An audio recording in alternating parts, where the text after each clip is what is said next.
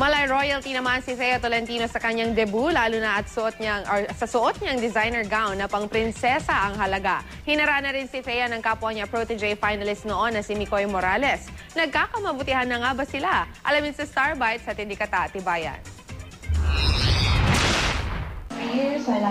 All smiles at blooming ang the half-sister star na si Thea Tolentino sa kanyang debut nitong Sabado. Nagningning si Thea sa kanyang Swarovski crystal-studded black cut-out gown worth 250,000 pesos.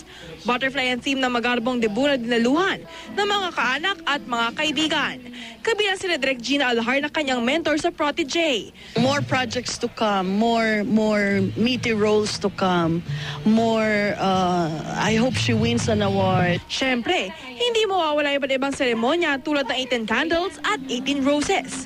Sina Derek Monasterio, Jeric Gonzalez at Juancho Trevino ang ilan sa mga nagsayaw kay Thea.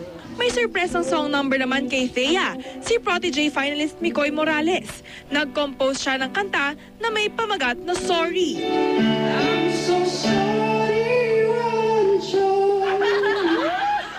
Si Thea, sinabunutan tuloy si Micoy. Nakakaya yung pictures! Para lang makapunta dito at makasama akong i-celebrate itong 18th birthday ko. Sobrang happy ako, sobrang priceless nito. Very sweet ang dalawa. Nagkakamabutihan na kaya sila? Siya na yung pinaka-best friend gossip na. Totoo kasi yun talaga. Hindi ko pa siya sinasagot. Oo nga. Kasi... Hard to get. Galingan mo kasi. Ikaw pala nalilito. Kasi ang hirap pumasa sa kanya eh. Katatibayan, GMA News.